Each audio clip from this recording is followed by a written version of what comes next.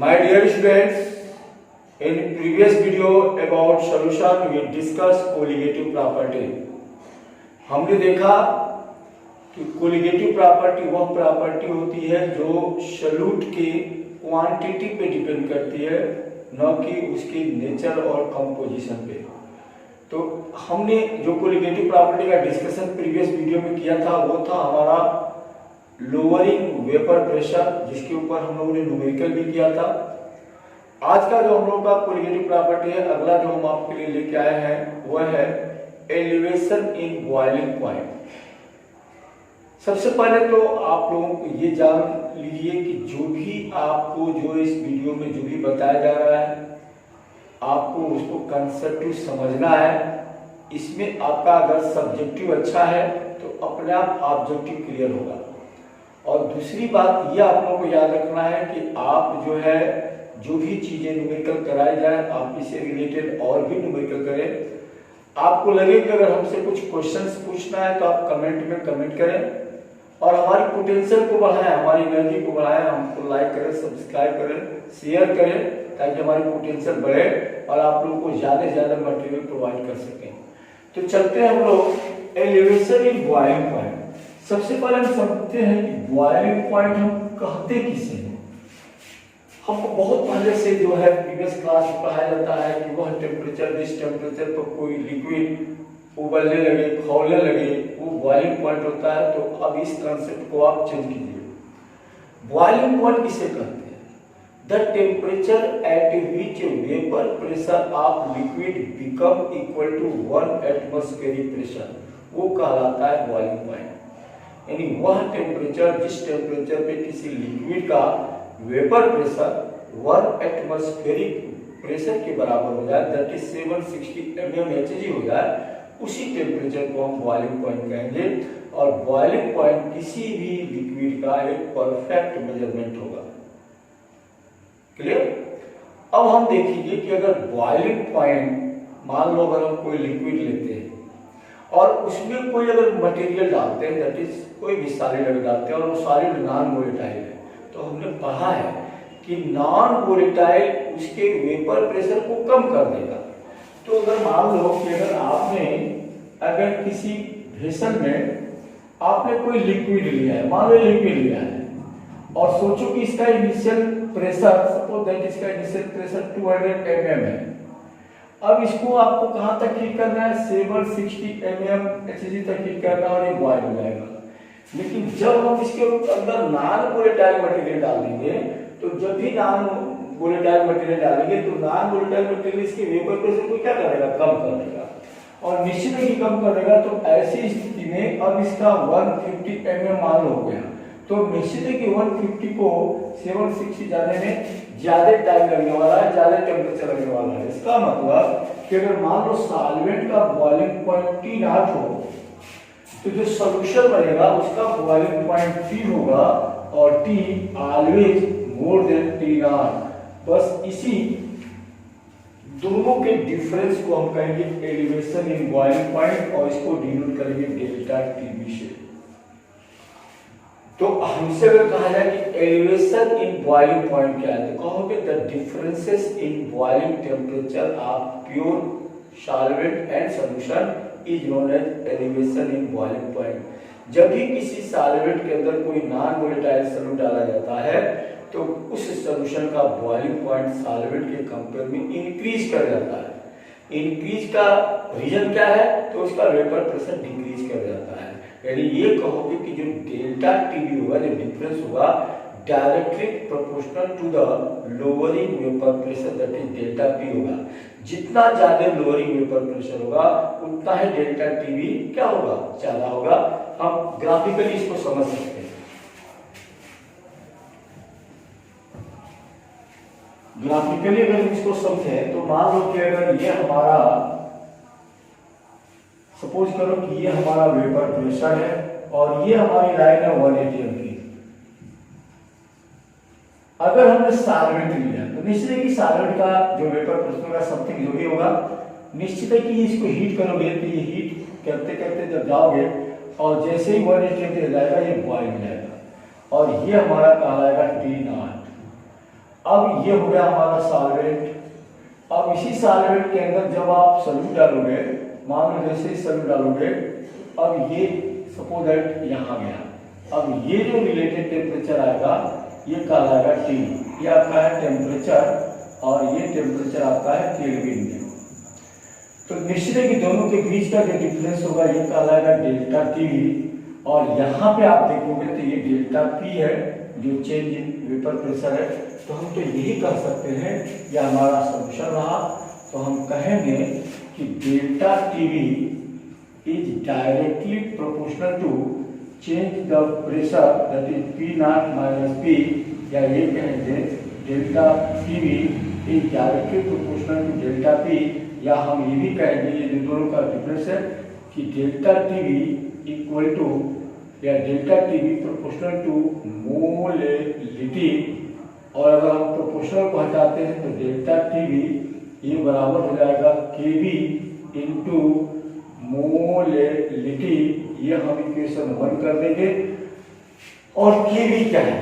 केवी यहाँ है molar elevation constant, और इसको एक और नाम देते हैं और वो नाम दिया जाता है एब्यूलोस्कोपी कांस्टेंट। यानी केवी को हम कहेंगे एब्यूलोस्कोपी कांस्टेंट। ये केवी सॉल्वेंट पे डिपेंड करेगा but does not depend upon the concentration of solution, does not depend upon the nature of solute, it only depend upon the solvent, nature of solvent. Solvent पे depend करेगा। अगर हम केवी की value को निकालें तो केवी इक्वल टू अगर हम देखें तो हो जाएगा डेल्टा टीवी अपॉन मोलेलिटी। निश्चित है डेल्टा टीवी अपॉन मोलेलिटी, अगर मान लिया जाए कि मोलेलिटी सॉल्यूशन का 1 है तो निश्चित है कि केवी इक्वल टू डेल्टा टीवी कब, इफ मोलेलिटी इक्वल टू 1, यानी सॉल्यूशन हमारा क्या हो 1 मोलर हो। तो हम कहेंगे कि व्हाट इज केवी, तो कहेंगे कि KV is defined at the temperature the elevation in boiling point when solution is 1 molar. अगर सॉल्यूशन 1 मोलर हो तो उसके बॉइलिंग पॉइंट में जो एलिवेशन होगा वही उसका केवी होगा। यूनिट क्या होगा? निश्चित है कि डेल्टा टीवी ये केल्विन है, ये मोलेलिटी जो है उसकी यूनिट मोल पर केजी होती है। तो निश्चित है कि मोल पर केजी, केजी ऊपर आ जाएगा, केल्विन केजी मोल इनवर्स, ये इसका यूनिट हो जाएगा। अब हमने पढ़ा हुआ है कि यदि W2 ग्राम सॉल्यूट को, हमने पढ़ा हुआ है कि यदि W2 ग्राम सॉल्यूट को W1 ग्राम सॉल्वेंट में अगर डाल दिया जाए तो मोलेलिटी क्या होगी? हमने पढ़ा है कि molality equal to W2 upon M2 into 1000 upon W1, where W2 is the weight of solute, M2 is the molar mass of solute, W1 is the weight of solvent। अब इस मोलेलिटी की इस वैल्यू को अगर हम equation 1 में रखें तो हम कहेंगे कि put the value of molality in equation 1 we get, तो हमको क्या मिलेगा?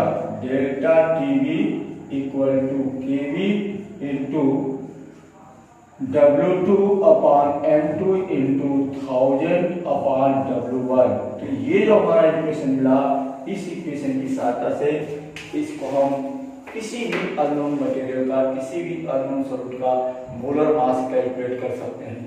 तो इस तरीके से अगर मान लो कि अगर हमें जो भी न्यूमेरिकल दिया जाए, अगर हमको ये डेरिवेशन मालूम है, दो चीजें आपको याद रखनी है। एक याद रखनी है कि delta TV equal to KB into molality. कभी कभी हमको केवी की वैल्यू पूछ दी जाएगी या डेल्टा टीवी की वैल्यू पूछ दी जाएगी।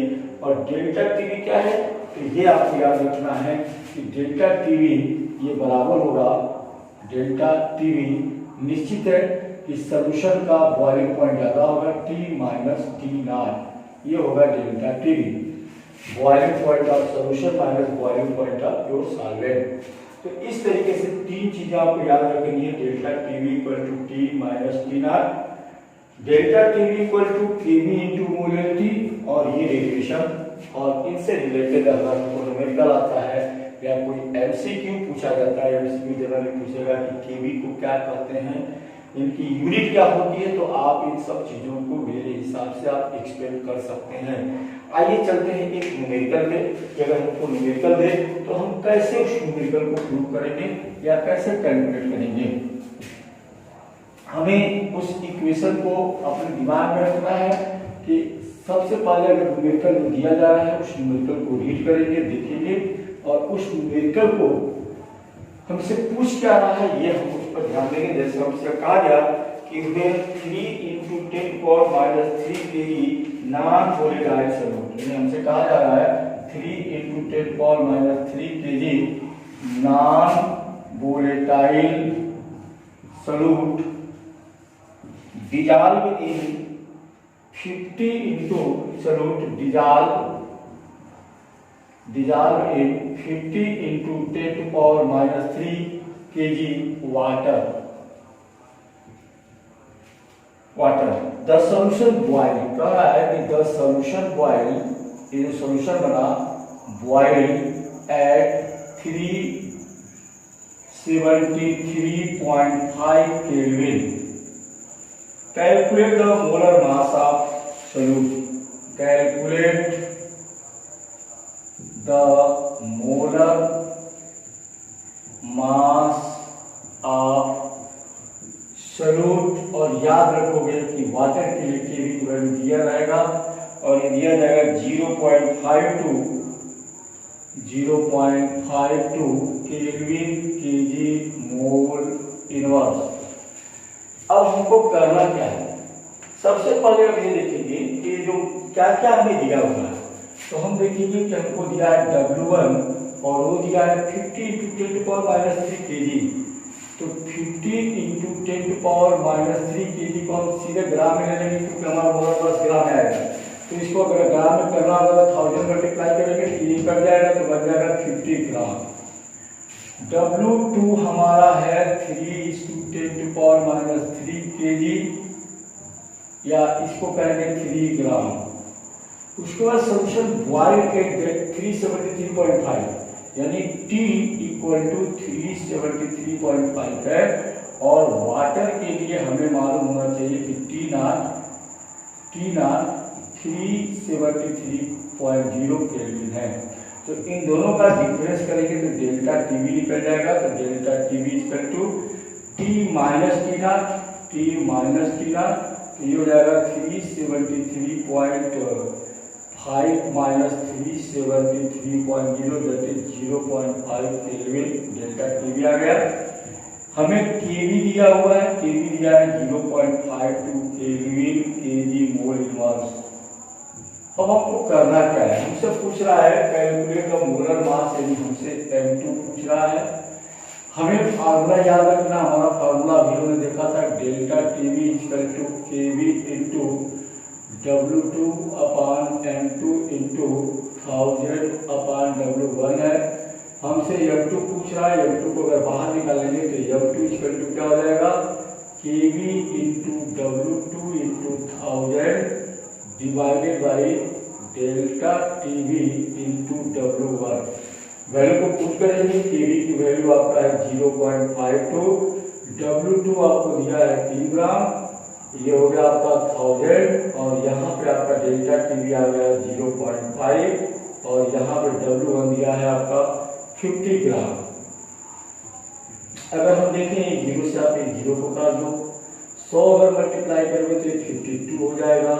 यहाँ पे 5 मल्टीप्लाई करोगे तो ये आपका हो गया 52 इंटू 3 और यहाँ पे 5 इसमें मल्टीप्लाई करोगे तो 2.5 हो जाएगा।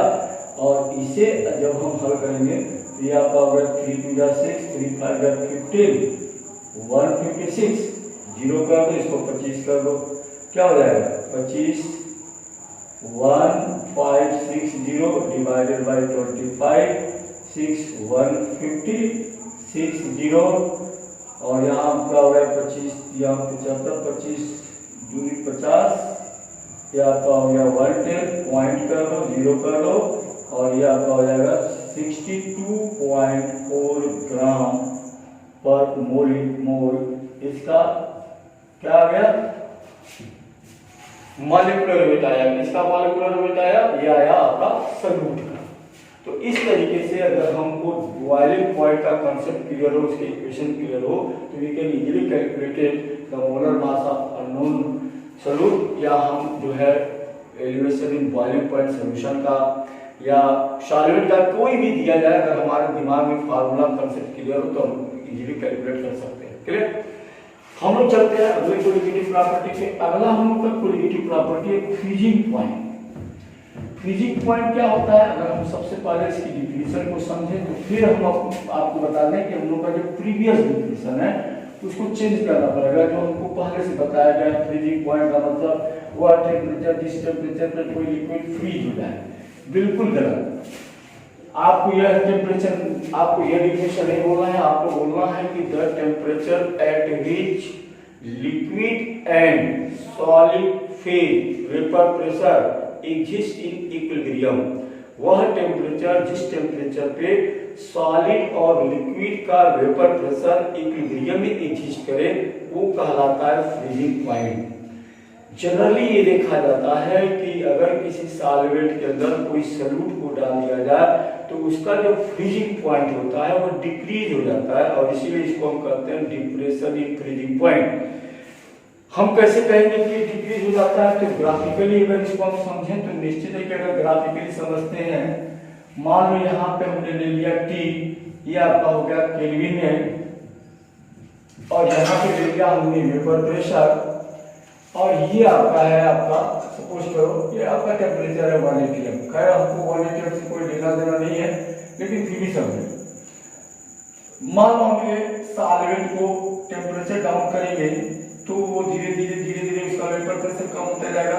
मान लो इस पॉइंट पे आके वो फ्रीज कर दिया, ये हमारा सॉल्वेंट कहलाएगा। तो निश्चित है कि जिस पॉइंट पे फ्रीज करेगा ये पॉइंट कहलाएगा उसके लिए T0। अब अगर हम सॉल्यूशन लेते हैं तो निश्चित है कि जो सॉल्यूशन लेंगे इसका वेपर प्रेशर कम रहेगा एज कंपेयर टू सॉल्वेंट, तो निश्चित है कि जितना ये डिफरेंस रहेगा उतना ये आगे आएगा यहाँ, तो यहाँ पे ये आके फ्रीज होगा, इसको कहेंगे T। अब इन दोनों का जो डिफरेंस होगा ये कहलाएगा डेल्टा T। तो depression in freezing point that is delta T, ये बराबर होगा, यहाँ पे अब क्या हो जाएगा, उल्टा हो जाएगा, T0 माइनस T होगा, जहाँ T0 क्या है freezing point of pure solvent और T क्या है फ्रीजिंग पॉइंट ऑफ सॉल्यूशन। अगर हम देखें तो यहाँ भी डेल्टा T डायरेक्टली प्रोपोर्शनल होगा डेल्टा P के, दैट इज हम कह सकते हैं कि delta T is proportional to T0 minus T के। या अगर हम इसको डिराइव करें तो हम ये कहेंगे कि डेल्टा T ये प्रोपोर्शनल होगा मोलेलिटी के, और अगर हम प्रोपोर्शनल को हटाते हैं तो डेल्टा T ये बराबर हो जाएगा Kf इंटू मोलेलिटी। अब यहाँ भी एक नया कांस्टेंट आया Kf, जिसको हम मोलर डिप्रेशन कांस्टेंट या क्रायोस्कोपिक कांस्टेंट कहेंगे। याद रखोगे एमसीक्यू के लिए, Kf को क्रायोस्कोपिक कांस्टेंट कहा जाता है। Why they are called cryoscopic constant? Because the method to determine molar mass of solute by using freezing point of solution is known as cryoscopy, और इसीलिए इस कांस्टेंट को हम क्रायोस्कोपिक कांस्टेंट कहेंगे। अब ये हमारा हो गया इक्वेशन 1। अब हम क्या करेंगे कि इस Kf को अगर हम बाहर निकालते हैं तो Kf इक्वल टू हमारा क्या हो जाएगा डेल्टा Tf अपॉन मोलेलिटी।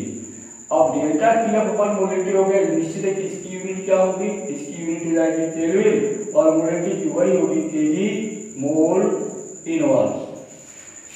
अब इसको डिफाइन कैसे करेंगे? अगर मान लो हमारा सॉल्यूशन 1 मोलर हो, 1 मोलर अगर हमारा सॉल्यूशन हो तो निश्चित है कि Kf equal to delta Tf हो जाएगा। तो हम कहेंगे कि the depression in freezing point of solution when solution concentration is 1 molar is known as depression in freezing point that is Kf। अब अगर हम लोग और इसको अगर डिराइव करते हैं तो हमें मालूम है कि अगर W2 ग्राम सॉल्यूट को W1 ग्राम सॉल्वेंट में डाल दिया गया हो तो निश्चित है कि मोलेलिटी ये बराबर होता है W2 upon M2 into 1000 upon W1, where W2 is the weight of solute, M2 is the molar mass of solute, W1 is the weight of solvent. Now put the value of molality in equation 1, then we get delta TF is equal to Kf into W2 upon M2 into 1000 upon W1. And by using this equation we can calculate it easily the molar mass of unknown solute, that is M2. Clear? तो अब यहाँ भी आपको दो चीजें याद रखनी है। इक्वेशन 1 याद रखना है delta TF that is KF into molality, और इक्वेशन 2 आपको याद रखना है जहाँ पे ये रिलेशन लिखेंगे कि relation between molar mass of solute and depression in freezing point. और एक चीज आप याद रखेंगे कि डेल्टा टीएफ ये बराबर होगा टी नॉट माइनस टी के, जहाँ टी नॉट है freezing point of pure solvent और टी है फ्रीजिंग पॉइंट ऑफ सॉल्यूशन। अगर हम इन तीनों इक्वेशन को अपने दिमाग में रखते हैं तो निश्चित है कि कोई भी अगर सॉल्यूशन पे रिलेटेड न्यूमेरिकल आता है तो we can easily calculate it. चलते हैं एक न्यूमेरिकल पे जिससे रिलेटेड न्यूमेरिकल है उसको भी देखते हैं। और ये जो है न्यूमेरिकल थोड़ा सा इसमें ट्विस्ट किया हुआ है। जनरली क्या ट्विस्ट है आपको देखें इस न्यूमेरिकल में। हमसे कह रहा है कि when 1 ग्राम यूरिया, हमसे कर रहा है क्वेश्चन कि when 1 ग्राम यूरिया, जिसका फार्मूला आपको मालूम होना चाहिए NH2CuNH2 होता है। when 1 gram urea dissolved in, when 1 gram urea dissolved in 100 gram of a solvent. Solvent कौन सा ये आपको नहीं दे रहा है, आपने solvent the depression in the freezing point was, कह रहा है कि the depression in freezing point was 0.2 kelvin. फिर अब देखो आगे क्या कर रहा है। अब कह रहा है कि 1.5 ग्राम अननोन मटेरियल, अननोन सॉल्यूट, ठीक है, unknown solute when dissolved in 85 gram of such solvent, इसी सॉल्वेंट में डाला जा रहा है 85 gram of such solvent, the depression in the freezing point, the depression in the freezing point, depression in freezing point was 0.33 kelvin. Find the molar mass of unknown substances, कर रहा है कि find the molar mass of unknown substances. अब यहां आप देखोगे तो ये न्यूमेरिकल की पढ़ने से ऐसा लग रहा है कि इसमें कुछ तो कंफ्यूजन है। जैसे आपको यहाँ पे डिप्रेशन कांस्टेंट नहीं दे रहा है, केएफ की वैल्यू नहीं दे रहा है, बट केएफ निकालने के लिए आपको क्लू दे रहा है। क्या क्लू दे रहा है? वो कह रहा है कि मेरे 1 ग्राम यूरिया आपका नॉन मटेरियल है जिसका मोलर मास आप निकाल सकते हैं, dissolved in 100 gram of solvent, the depression in freezing point direct delta TF दे रहा है वो 0.2 केल्विन। तो इस सहायता से आपको सबसे पहले केएफ निकालना है। और हमने बताया कि केएफ सॉल्यूट के ऊपर नहीं डिपेंड करता, लेकिन पर्टिकुलर सॉल्वेंट का जो केएफ होता है वो सेम होता है। उसी सॉल्वेंट का जो यहाँ केएफ निकालोगे उस केएफ को यहाँ रख करके इस अननोन मटेरियल का हम क्या निकालेंगे, मोलर मास। कैसे करेंगे, यहाँ देखोगे, लिखोगे भाग सॉल्यूशन 1, पहला सॉल्यूशन बन रहा है। क्या हो रहा है तो कहोगे W2 = 1 ग्राम, M2 क्या होगा, यूरिया है। यूरिया का फार्मूला आपने देखा है NH2CuNH2 होता है। मोलर मास निकालोगे नाइट्रोजन 2 28, हाइड्रोजन 4 है आपका 28 32 और ये 16, 48 और ये 12 60, तो इसका मोलर मास 60 ग्राम हो गया यूरिया का। उसके बाद डेल्टा टीएफ आपको डायरेक्ट यहाँ दिया है 0.2 केल्विन, क्लियर। और आपको दे रहा है W1 कितना दे रहा है, वो बोल रहा है कि 100 ग्राम। अब इसकी सहायता से आपको निकालना है केएफ। कैसे निकालोगे, हमें मालूम है कि delta TF equal to KF into W2 upon M2 into 1000 upon W1। आप सबसे पहले केएफ को बाहर करो, तो केएफ इक्वल टू क्या हो जाएगा, delta TF into M2 into W1 divided by W2 into 1000। अब इस वैल्यू को पुट करोगे, डेल्टा टीएफ आपको दे रहा है 0.2 इंटू M2 आपने 60 निकाला है, W1 हमको दे रहा है 100 ग्राम डिवाइडेड बाई W2 दे रहा है 1 इंटू 1000। अब देखो इधर आपने इसको काट दिया, ये 10 आ गया, इसको काट दिया 6 आ गया, 6 दूनी 12, ये 1, तो यहाँ पे आ जाएगा 1.2 केल्विन केजी मोल इनवर्स। ये निकल गया हमारा केएफ। अब यही केएफ इस सॉल्यूशन के लिए लागू होगा और इस सॉल्यूशन का हम मोलर मास कैलकुलेट कर लेंगे। तो अब यहाँ लिखिए सॉल्यूशन 2।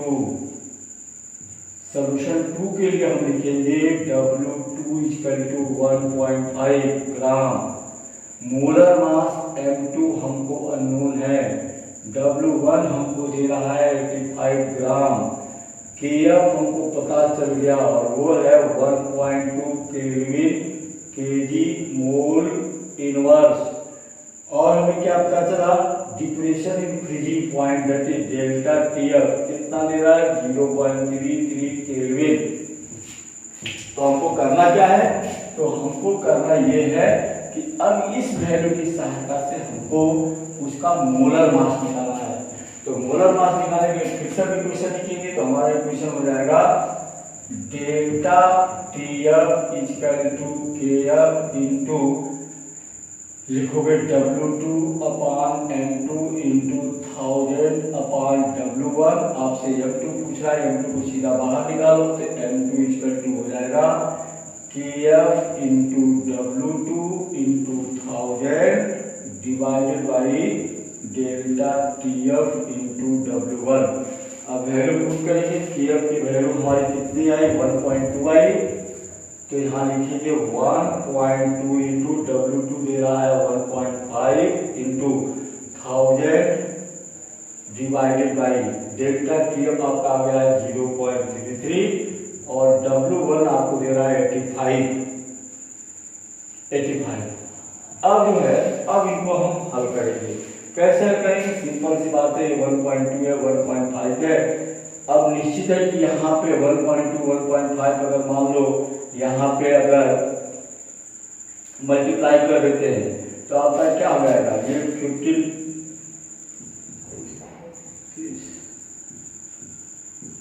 ये आपका आ गया 1.80।